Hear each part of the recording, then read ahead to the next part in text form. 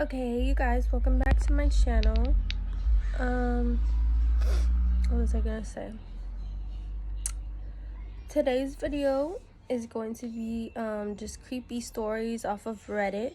I really enjoyed making that video the last time. I just thought it was hilarious, and some of the stories off of there were actually really creepy, so I was like, why not do a part 2? I don't have anything else going for this week's video anyway, so that's gonna be the plan for today's video. I also have a pre-recorded video for you guys on how I dyed my hair to this color red that it was. Now it's not red because red fades so fast, but I already have that pre-recorded for you guys, so in case you're interested in seeing that, I'll be posting that along with this video this week.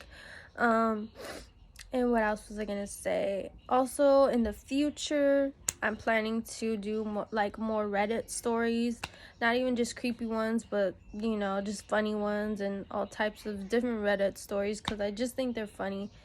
But yeah, so I'm gonna be doing that, and I think that's all I wanted to say. If you notice that this video has better quality, it's because I just switched phones. I've had an Android, specifically a Samsung Galaxy Note, like my entire life basically.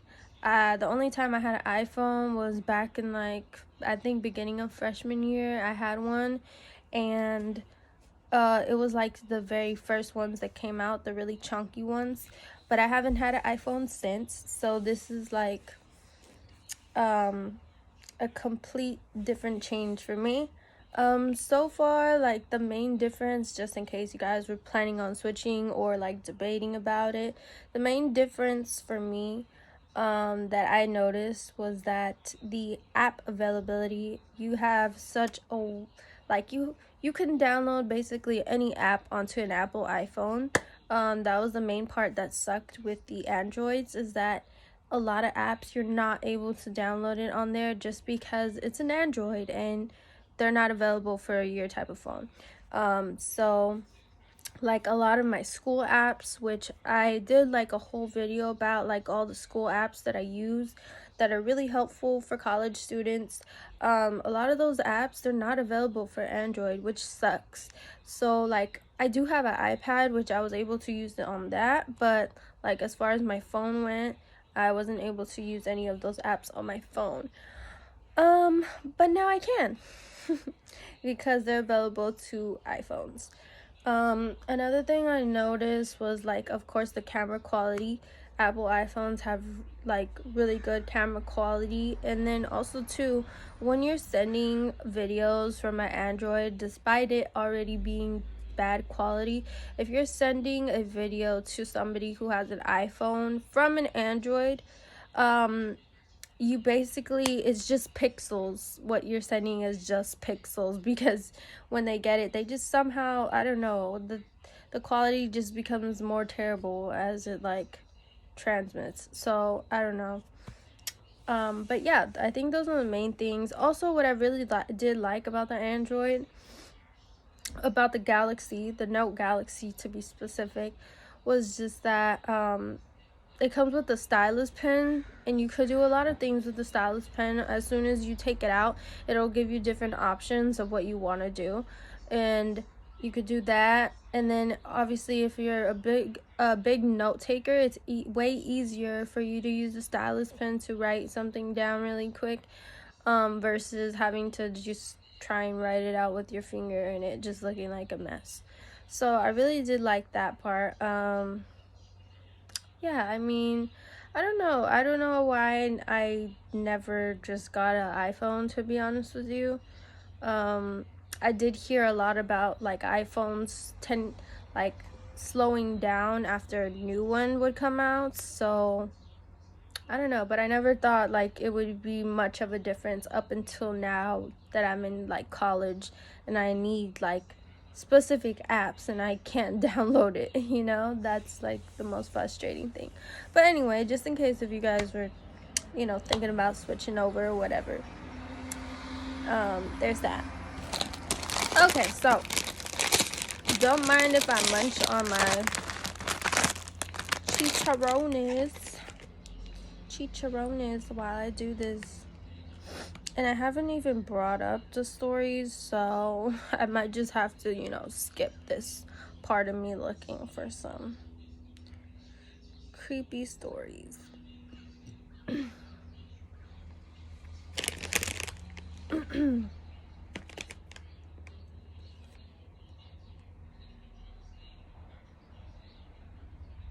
Okay, this one, the first one I came across was immediately like super creepy. Still, that works out. Okay, so let me get into this. I'm gonna do a couple. Okay, so a few years ago, I was walking through the woods off the beaten track a bit, and I smelt this really overpowering sweet smell. I don't know how this could be sweet. And then it says, being nosy, I pulled back the undergrowth to have a look and found a dead body. The guy had clearly been there a while wasn't looking great, all swollen and green and black with various running bits. The local wildlife has also been dining well for a few days. Oh God. I called the police, who told me to wait with the body until they arrived. Being in the middle of nowhere, it took a while for them to arrive, and it got dark, and I was just sitting there in the dark with him for a long time. I'm sorry, but you already know, just based off of this story, how could I say this? What type of person he was, because no Hispanic or African American would be sitting there with a dead body. Okay, this was just a side note. And then it says, it turned out he had committed suicide. For a long time afterwards, I had dreams about him, and he would talk to me, and not nice things. Mainly about how he was angry I had disturbed his resting place, and he wanted me to kill myself. Probably just my imagination, but all pretty disturbing at the same time. He still turns up in my dreams from time to time, and no doubt we will be tonight after typing this. That is the most creepiest story I've ever heard. First off, I don't know why anybody would sit there with a dead body, because I would just report it and be on my way. I would just be clearly traumatized from seeing that, but I would not be sitting there waiting until nighttime for somebody to show up. And it's crazy, if this is actually true, it's crazy that it took that long for police to actually get there and do something about that. That is insane. But yeah, that whole story was really creepy. That's unfortunate that he has nightmares about that person, because that's just messed up, bro. Okay, so next story. About 2 years ago, I was driving home from a family reunion pretty late at night, and the drive was about 2 hours. I didn't stay the night because I had to be back for work the following day. Most of the drive was on roads with dense bushes and trees on either side. The real creepy ones you see a lot in movies. That got me. Anyway, I had been driving about 45 minutes, and I was starting to get real tired. You know how sometimes you just suddenly become really tired out of nowhere? Well, yeah, that happened to me. I knew I wasn't going to last, but I didn't come across any place that I felt I could park and safely sleep. That's important. If you don't feel safe, don't stop and sleep anywhere. Just keep going. Okay? If you don't feel safe, don't do it. Anyway, after it became clear to me that I wasn't going to find a place to pull up and my tiredness wasn't going to go away, I did something very questionable. I pulled over to the side of the road onto the grass behind some bushes to try and hide my car from anybody else who was going to come past. The roads weren't empty. I came across another car every few minutes or so. I made a mental note that the time was 11:22 and then fell asleep. Sometime later, I was awoken by a scratching sound. I look at the clock, 11:50. The sound stopped after a few seconds, and because I was still extremely tired, I didn't bother looking around and simply went back to sleep. That's a no from me. Then she said, I was later awoken by the same sound, and it was now 12:40. This time it really freaked me out because the sound didn't stop. The thought ran across my mind that it was just an animal inspecting the car, but why would it return almost an hour after it had left the previous time? I looked in my rearview mirror and just managed to catch a glimpse of something running away into the forest. Oh no, man. No, man. She said, now at the time I thought it was the damn hook killer. Not the hook killer. Oh, she got me there. She thought it was Mikael Myers. Oh my goodness. You know, the one that scratched the couple's car and then slaughtered the guy when he got out to investigate? She said, fuck that. I thought to myself, so I gotta get the hell out of here. There was a bend no more than 100 yards up the road, and as I came around it, there was a fucking car parked off to the side of the road with the driver's side door open. I slowed down just to look to see if there was anyone in there. Then I looked into my rear view mirror. I didn't see anything. And then all of a sudden, this guy comes sprinting around the corner. He starts screaming at me, shouting stuff like, hey, you, get the fuck out of your car now. I hopped the fuck out of the car and sped off. I never saw the guy again. Moral of the story, don't sleep on the side of a deserted road. I don't know who would. That does sound scary. Definitely not a paranormal story like I thought it would be, but that sounds terrifying. Like, yeah, no. Next story. A few summers ago, I went for a bike ride around midnight with a friend. We went our separate ways at the end of the evening, and I had about 2 blocks to ride back by myself. Because of construction, I had to ride on the sidewalk, but the streets were dead. But it wasn't a problem until right where I was about to turn left onto my street. There was this man walking by himself, maybe 40s, a little scruffy, but not homeless. A little scruffy. The sidewalk was narrow and I didn't want to freak him out, so when I got about 6 feet behind him, I said, "Hey, behind you," and he turned around and gave me this super angry look. I turned down my street and he started following me, literally screaming about how I was he called them some words. I ain't gonna repeat. He said how I was a effing cunt and he was going to kill me and all that. I live right off the corner and I didn't want him to figure that out, so I decided to do another loop around the block. That's not the scary part. The scary part is that when I looped back around and I looked down the street, I saw him standing on my front step, staring out at the street like he knew I lived there. He saw me ride by again, but he didn't say anything. I ended up going back to the friends, but my bike got stolen from the alleyway by the house 2 days later. That sucks. The guy in question was definitely not actually homeless. We have a large population of mentally ill in that area, unfortunately, downtown of a medium-sized city, so if I didn't think the sidewalk was too narrow to pass, otherwise I wouldn't have disturbed him. Half the scary part was that he looked pretty normal, completely normal for my area. That being said, I ended up texting my mom, and she made the decision not to notify law enforcement until my bike was stolen. That sucks.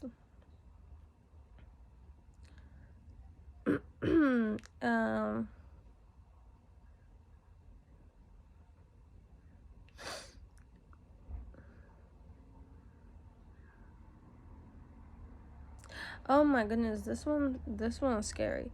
So this person said, so I was sleeping and in the middle of a dream, a character of my dream who was doing something turned her head, looked at me very seriously and said, "There's someone in your apartment, wake up."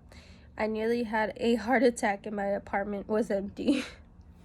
That is pretty scary. I don't know if you guys have had dreams like that, but I did have a dream like that in one of the houses that I used to live in, and this was the only time that I ever had anything like really scary kind of happen. And it wasn't even a dream, it was more of an intense feeling while I was asleep. So I was dead asleep. I don't remember having any type of real dream. Like at the time I was just asleep, and all of a sudden I just had this intense feeling of like, I don't know why, and it was so specific. It was such a specific feeling that it was scary. So like I was asleep and I had this intense feeling of somebody like standing over me and was about to like stab me. Like that was the like it was so specific. I don't know why either. And I just woke up in a panic because I felt like somebody was hovering over me about to stab me. And so I woke up in frantic. Obviously there was nothing in my room, like nothing happened, nothing like moved, nothing. It was just that intense feeling. And I woke up, I was frantic, obviously looked around the room, turned all the lights on, and eventually I think I did end up going back to sleep later on. I don't remember what time this was, but it was just really weird, and I've never had like anything like that happen to me since, and it was just a really weird experience. Have you guys had any dreams like that? Leave them down in the comments, because I thought that was really weird. That kind of reminds me, that story reminded me of that. Okay, so next one. I had awesome parents who let me sleep in the living room on weekend nights when I was very young because my sister was a light sleeper and I could stay up until dawn. But of course, I always ended up sleeping on the couch because Nick at Night made me try. Nick at Night made me cry, maybe? I don't know, she spelled it wrong. So one night I wake up to the prickly feeling like an instinct. That's what I just said. It was like a very strong, intense feeling, like an instinct. That's the word. So one night, I woke up to the prickly feeling like an instinct. Just bolted into a sitting position and stared out the front of the window. You see how like specific that reaction is? I don't know. Am I the only one? Apparently not. But like, have you guys had an experience like that? That is so weird. Anyway, so she said she just bolted out into a sitting position and stared out of the front window. We lived in rural Georgia, so you can imagine the magnitude of trees. In perfect light cast from the moon, I see a silhouette of someone in the fucking tree. Oh my god. The family dog dashes to the window and is snarling into the glass. Terrified, I run into my parents' room and try to explain to my parents that there's a strange person outside. Dad grabs something defensive and darts outside with the dogs to beat the wax off the hothead. What? That's another quote for the books, because I've never heard such a thing. I tremble in Mama's arms until Dad comes home and says he saw no one and to go to bed. I decided to sleep in my regular bedroom. I fill in my sister as to what happened. Dad is making regular rounds in the house with a cup of coffee. We're all still and finally think I can sleep. Nope, I notice the man outside my window. From what I can see in the moonlight, he gives me a shush signal and runs away. Just turns around to run in a straight line. I swear I couldn't stop crying for what felt like hours.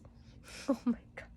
That sounds so scary, and I'm sorry, but if I seen anybody do outside my window, that's the boys. I would go running the opposite direction. As soon as I seen another person like looking through my window, gotta go, gotta blast. Next, and this is the comment section under that story that I just read. Somebody said, you just reminded me of a strange thing that happened when I was little. My brother and I were both under 7 years old. He maybe 4 and I was 6.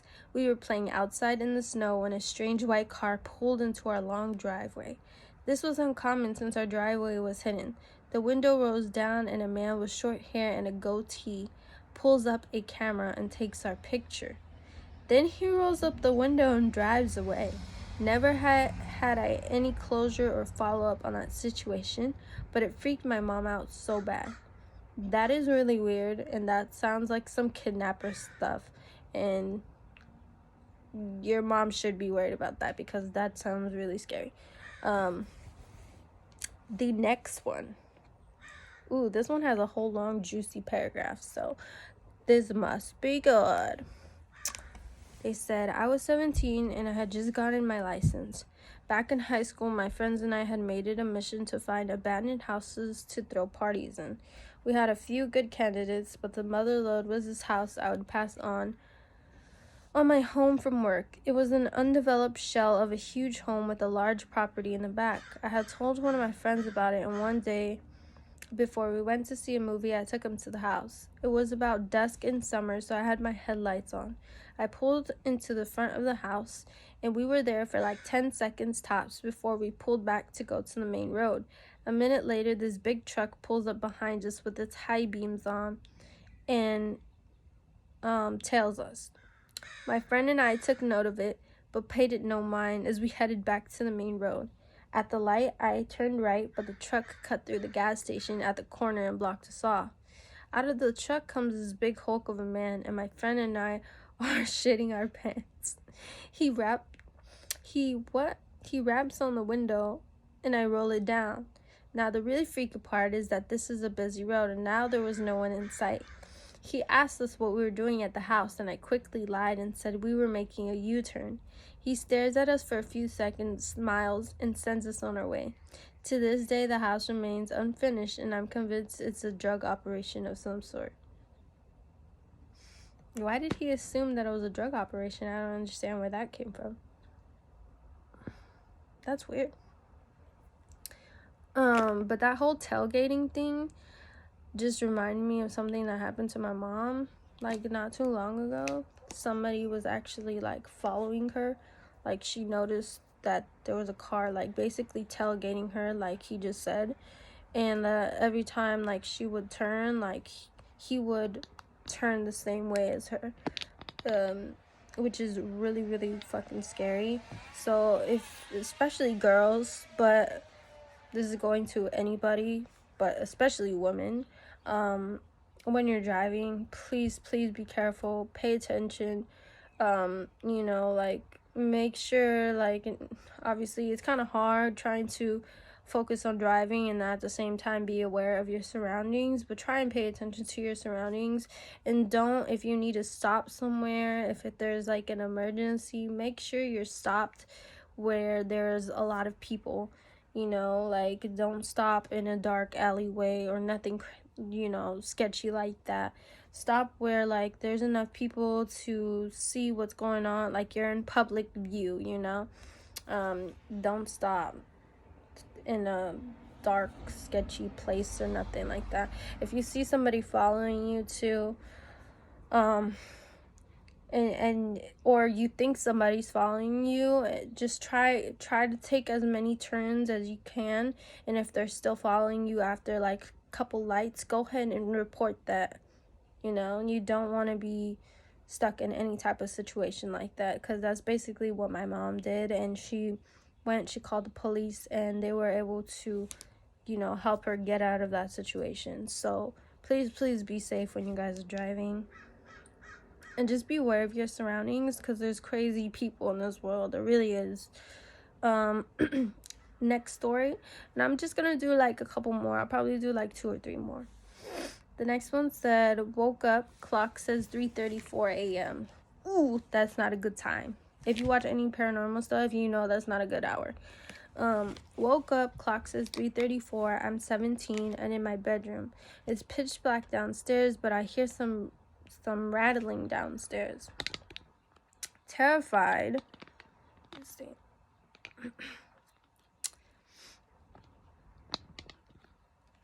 Terrified, I quietly tiptoe to my parents' room. Weird, it's empty. Where are my parents at 3:34 a.m.?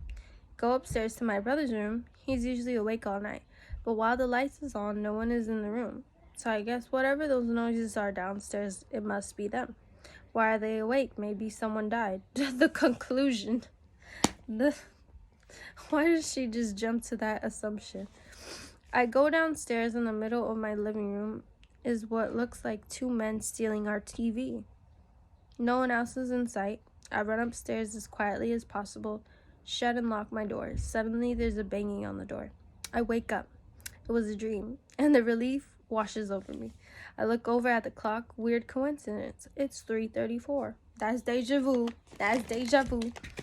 Weird coincidence, it's 3:34. I'm shaking, but decide to go downstairs to prove to myself that everything is fine. I go downstairs. The two men are in my kitchen, screaming at my parents and brother.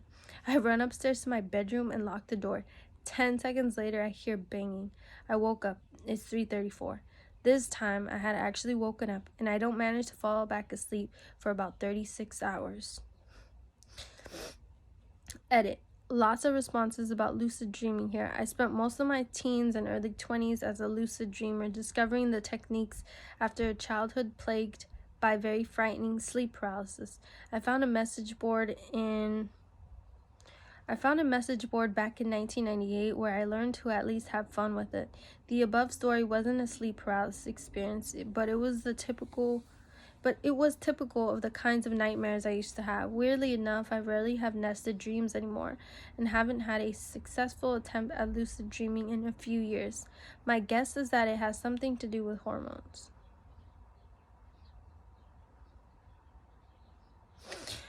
That is pretty scary. I have had a dream like that before, not to the point where it's like super intense like that, but I had a dream one time that I think they call this astral projection too.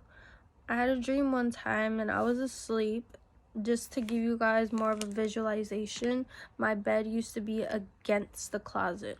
So if you were, against the closet. So if you were walking into a room right now, my bed would be on the left-hand side going across. That makes sense. So you walk into the room, you look to your left, and it would be going across like this.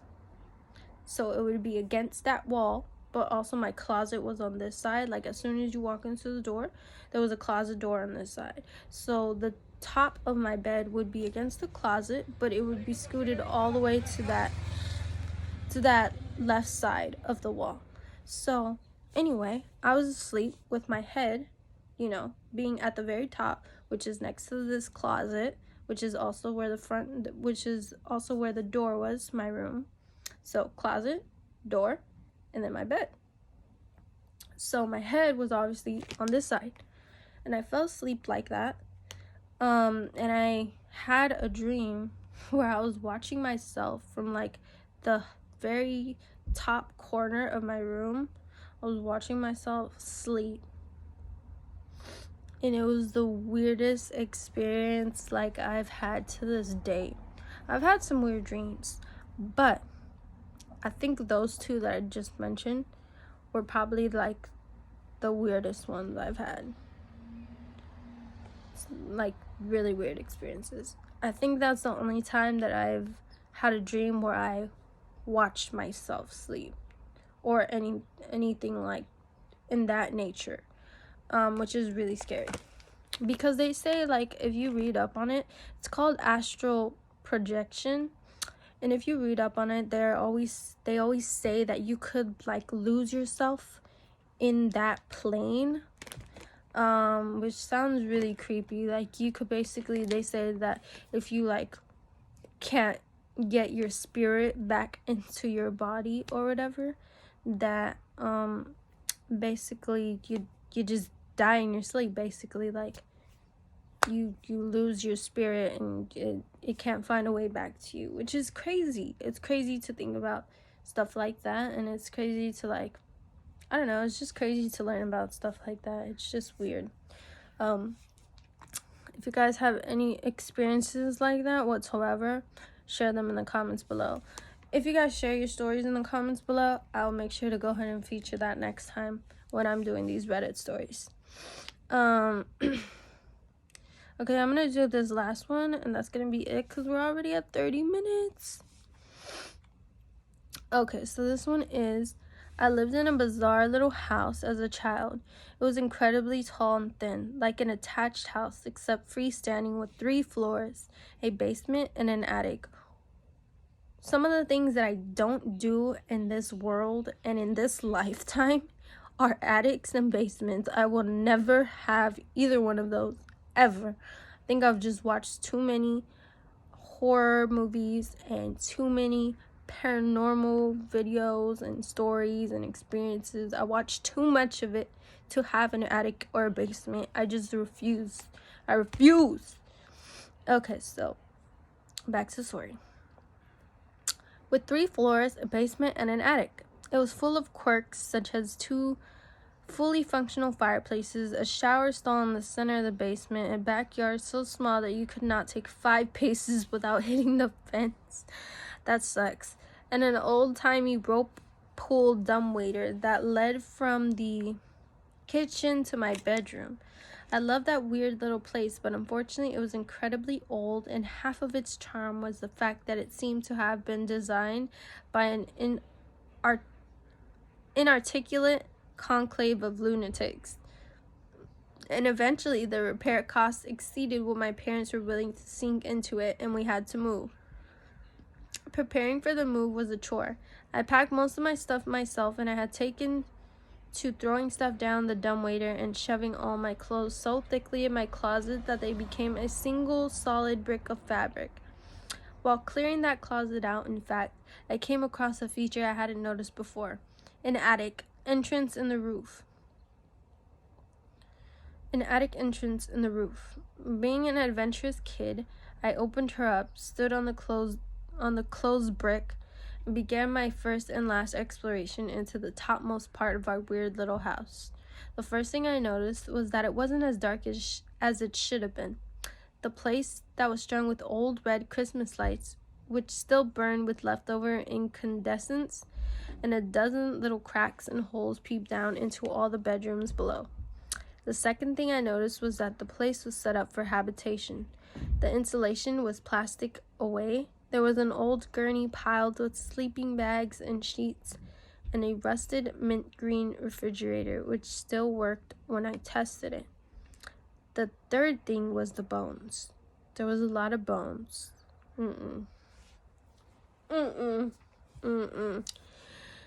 I was a kid at the time with a limited understanding. Oh shoot. Lost y'all for a second. That scared me. Oh, let me fix this. I was a kid at the time with a limited understanding of anatomy, but there were bones of all types heaped into a series of piles around the center of the attic, small and large, clean and white, from every and any imaginable sort of creature, haphazardly stacked in a half-dozen osseous clumps. 2 of them were blackened as if someone had tried to burn them, and the walls nearest those blackened piles were scrawled into dark bone char messages. Mostly they were just smears, but the word sorry appeared more than once. That room had been sitting over my head for 8 years while I slept.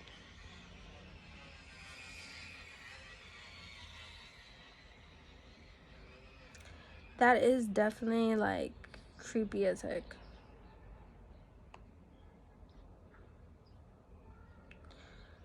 Yeah, that's really creepy. I don't know if what I would have done if first off, I wouldn't have had enough courage to go up to an attic by myself. That's definitely, I would have never ever, not as a child, not as an adult, ever. So kudos to you for doing that. But if I would have found something like that, I think I would have just cried and screamed my way down, because that's really scary. I wonder if that person ever heard like any noises or anything like that, or had any experiences in the house. I mean, you would have to. I don't know what type of bones they were. I don't know if they were animal bones or human bones or whatever bones, but still, that's really creepy.